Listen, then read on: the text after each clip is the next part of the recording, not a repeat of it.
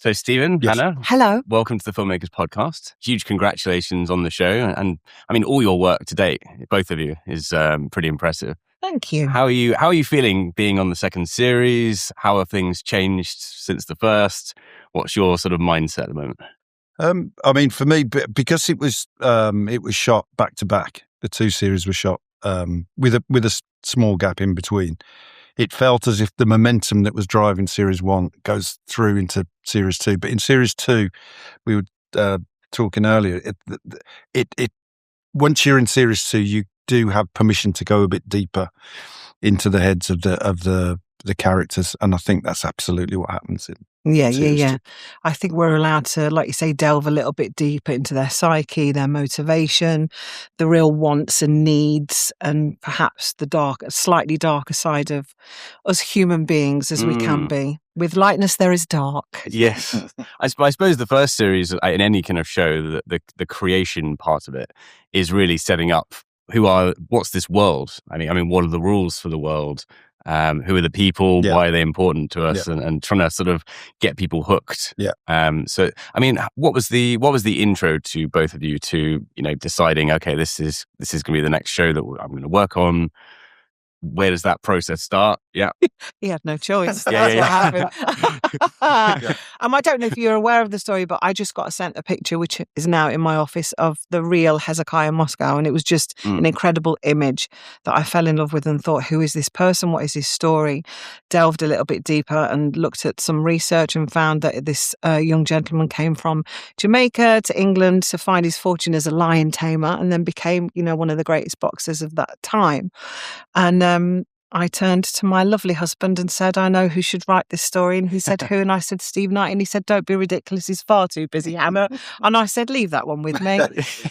And then I got on to Stephen. And I think you just fell in love with it as well as soon as you saw it. The whole, the rich tapestry, right, that you were given. Yeah. With him, the elephants. Totally. I mean, the idea of a young man coming to England to become a lion tamer and becoming the heavyweight champion of the world. I mean, how do you resist that for a start off?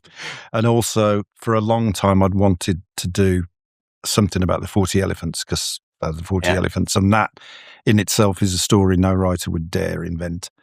And so it was all happening at the same time. And so sort of the conceit of the show is that what if Hezekiah had met the 40 elephants, and there's no one can prove that he didn't. And then you sprinkle the Goodson brothers in there for good measure. Well, measure. the Goodsons and Hezekiah are actually, well, as you well know, are actually linked, because the Goodson brothers were real people who were fighters at the time. So when you discovered the source material, what was then the process? I mean, I'm guessing that was the pitch, what you just sort of told me about, the very crux of the lion tamer and the boxing and the 40 elephants. But like, how did it then get from that, with this huge wealth of world, people, actual, existing scenarios, into something that was like a sort of a crafted pilot or treatment, or the workings of, okay, I can make a show for this? It was a script. I think I just wrote a 60-minute script rather than do got a so treatment. excited when you were like, I cannot wait to get my hands on this. Exactly. My brain won't switch off. No, You exactly. said to me, I can't switch it off now. It's opened this world that I can't unsee, and now I need to get it out of my head. It's exactly how that works. It's like, as soon as those characters are there, they start moving on their own. They start going in certain directions, and you can picture it and imagine it. And so I think rather than do it, I may have done a cursory treatment, but I think straight away did a script to just get this stuff written down, because I knew what was going to happen. And I think that was our way in, wasn't it? Yeah. And we have amazing researchers, and then we used David's expertise as well, didn't we, for the historical elements Yes. Maybe at times we probably needed just a bit of clarification on. Absolutely. We had fantastic from David Olsaga, who knows that world and knows the tensions and conflicts that were going on at the time, but isn't driving any particular agenda ever. He's just giving you what really happened. It's a fact, isn't it? Yeah. And the fact is that what was really happening is way more interesting than anything that anybody wishes has happened or imagines might have happened. So we had that. And of course, as well as a script, we had a fantastic cast. Yes. Yeah. I mean, let's talk about let's talk about when the first script is done. What were your thoughts on that? And then let's go into the casting, because I mean the casting is incredible. Malachi Erin is like, it's one of the best actors around as well. She's Mary Carr, isn't she? She's yeah. She's so good.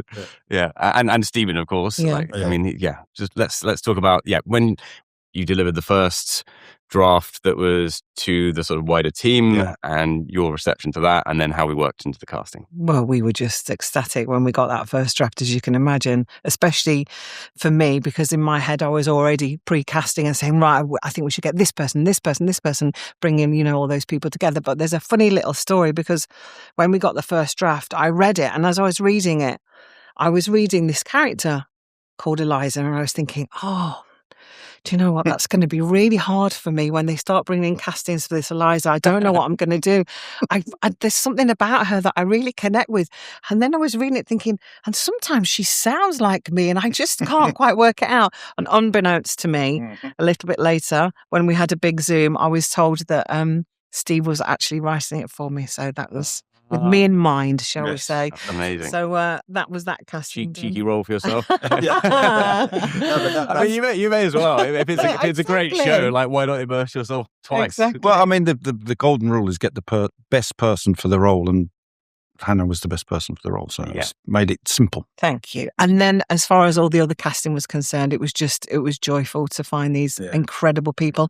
And what we've actually managed to do is use some very established names such as Stephen, and then bring up some up and coming people, and then put on, be able to showcase incredible talent like Morgan, who had never done anything before. This was her first experience. And, to be able to do that is just a dream come true.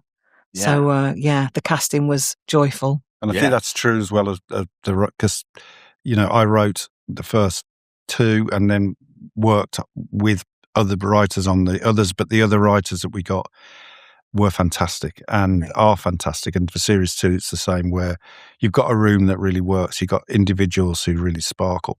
And so we were very fortunate in that as well. Yeah. So let's talk about the process of actually building it. I mean, was it immediately like, okay, Disney's the home for this? Was it kind of, okay, let's write this and see where it goes? Like, how did that sort of fit into the end game once you'd got all the scripts and the plan that you're going to make this? I mean, it's not just because I'm sitting beside a thing that says Disney, but and Hulu. Disney came in quite early, and we had some very early meetings about it. And what they did was leave us alone a lot, which is trust, isn't it? Yeah, exactly. Perfect. Yeah, yeah. And they would. I have to say, they were great to work with, not just because I'm doing publicity, but they were good people to work with as a writer. And then when they started building the set, oh my goodness me, yeah. I mean, what's lovely is, we're excited and as passionate about the project as we were, and that's what you want. You really need that, and you need that support. But like Steve said, you need somebody that collaborates and also knows that time to just step back and leave you alone.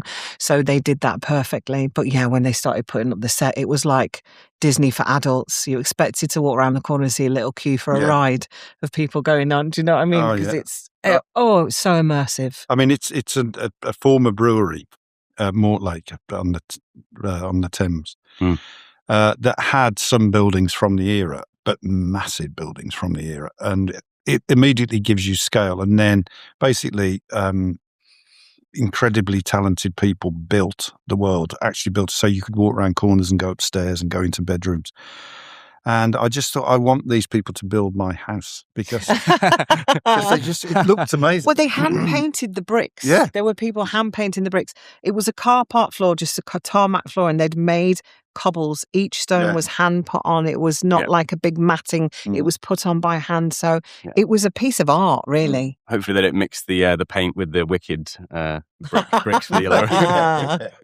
I mean, I think it does make a massive difference, like sets or locations, like when it's real and you can just immerse in the world. I think that makes it was real. difference. There was horse shite and there was chickens running around. The smell of the era, Yeah, there was lots of that going on. Yeah. So what have your previous shows maybe informed going into this? Obviously, you've done Peaky Blinders. Yeah. You've done so many shows with Matriarch.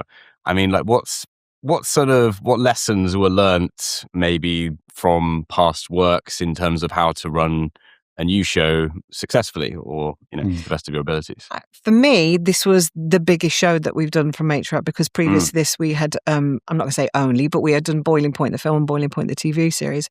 And within that was a very small cast and crew, which has a very heavy family value attached to it. And I think for me, it was important to transfer that from that small little family to a great big 250, 350 family, but still keep that sensibility, of family looking out for each other. Everyone is equal. There is no hierarchy. I want you skipping to work. Do you know what I mean? And excited to get up in the morning and go to work.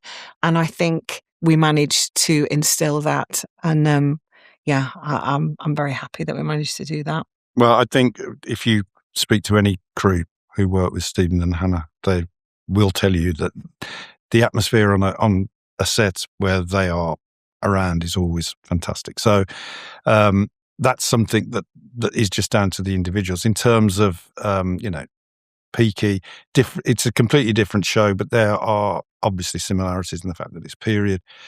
But I think from Peaky, I learned that you can put a microscope onto particular relationships that aren't changing the world, that things happening that aren't going to make even the local newspaper, but people will be interested and will lean in if it's about individuals that they, even if they're in completely different circumstances, that they can imagine themselves being in.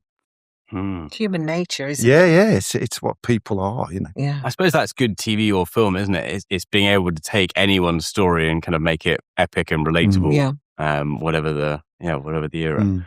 What was some of the biggest challenges? You said you sort of shot them back to back, but maybe over the 2 seasons, like what were some of the hardest things to get right? Maybe on the shooting side of things.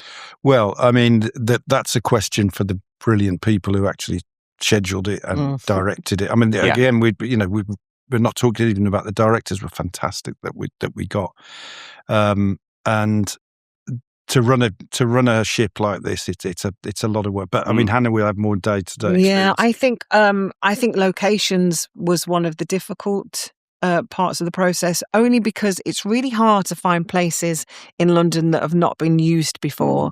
So our locations team were really, really good at finding new places that had never been seen on TV before, very authentic. We have the most beautiful architecture in London, and we did use a lot of that. We filmed the Selfridges, the Harrods scene, didn't we? Just a Scotland Yard hotel, which is absolutely stunning. And I didn't even know that existed. There's actually a 40 Elephants bar in that hotel as well. That's dedicated to the 40 Elephants, that's got all their memorabilia in there. But yeah, I think locations was a tricky one. I think just the scale of it was that's always going to be tricky. From a personal point of view, wearing a corset for 13 hours, eating your dinner, standing up, that's quite a tricky one. Desperately needing the toilet, and then you could see the elephants, we'd all plan it together. Like, do you need a wee? I need a wee, let's all go. And there'd be like 5 of us running down. Unfasten me. We'd just be throwing things behind us on the way. Corsets, tights, fancy coats. Costume department. No, exactly. Oh, exactly. And we did film in the summer as well, so that was tricky. Outside locations in the heat with all of the costumes, because those Victorians like to layer up.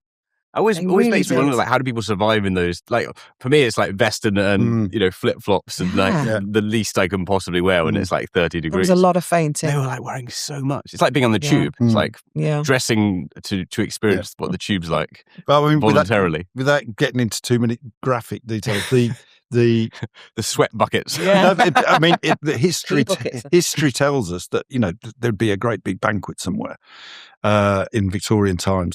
There wouldn't be a ladies' toilet. Wow. Because it was impossible. It'd be too late by the time it would be impossible. So there wasn't one. So, according to very few accounts, ladies sort of made sure they didn't drink anything during the day. Oh, wow. Really? Yeah. Hermodehydration. Yeah. And then they'd faint. Wow. Yeah, I guess that's why the fainting thing, I never knew. But it was just it was grim. Filmic license. Oh. So what do you take as like film license and what do you choose? Like, this is going to be the fact, because obviously we're not making a documentary yet, and you're trying to make something that's cinematic, but it also has to be plausible to a degree.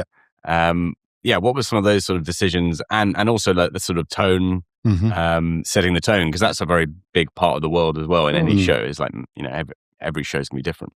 I mean, in terms of writing, what always happens is that you take certain events that really happen because they're documented and there's a date and there's a vague description of what happened, like the boxing bout or a crime was committed or whatever.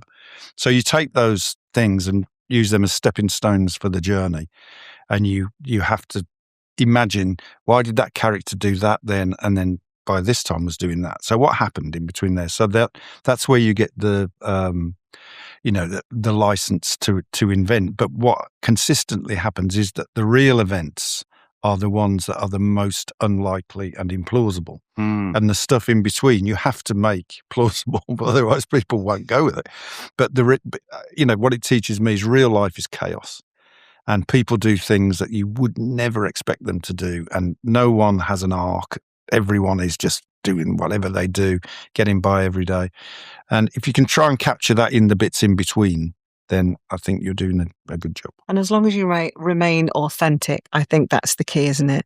As long as it's authentic and real, what the characters are doing and the way that they're doing it and the world in which they live in, then I think you can kind of go anywhere with that. It's magic, isn't it? Yeah, and it's good fun as well. What's great is having those stepping stones of reality gives you a bit of authority to say, look, I know that's really weird that person did that, but that's what they did. Yeah, I mean, there's nothing to say that in that era things weren't like 10 times weirder than now. Because I mean, you didn't have this sort of frame of judgment of instant feedback in the news and social media and all that kind of thing. So I kind of always like to think that it was pretty wild and outlandish, and you probably had some like real characters. Yeah.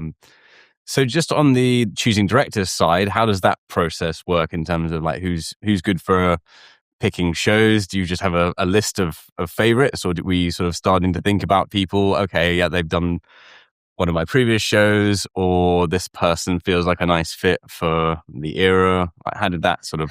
I think it's finding the balance and finding the right mix. I mean, and also bringing on, again, being able to give a platform for people who are just newly experienced in that field. So for Ashley, for example, this was Ashley Walters. So he did, 3, 4, 5 and 6 of series 1. And it was his kind of first major experience. And he just excelled and absolutely smashed it out of the park. So again, it's being able to use more experienced directors and then less experienced directors and be able to give them a chance to show what they can do as well. What do you give them? Like when what's their sort of, because obviously you've built the world, they're coming into a show that you've created. What sort of extra materials are sort of sent to them ahead of, first experience on this show? I mean, it's the script goes to them. So that's, the shape of what we're going to do. And a lot of material that, in this particular case, a lot of it originally came from Hannah, which is, they call it a mood board, but it's, photos and images of what it really looked like and what people look like and how they dress. So then that sort of bounces back. The director then comes back with their vision of what they think they will do. And it's so important. And I think it's really weird that in film, when you're a writer, no one knows who you are. No. In television, it's the director who doesn't get the credit that they deserve, because they're the ones freezing cold on a January day actually doing the work. And so I think there needs to be a rebalance. I think the directors are really, obviously central to how these things turn out. Yeah. Well, as a fellow director, I will advocate for that. Of course. Listen, it's been such a lovely chat. I really enjoyed speaking to you, and congratulations on all of your work today. Thank you. Keep doing great shows, and thank you. Cheers, thanks very much. Thank you very much. Thanks.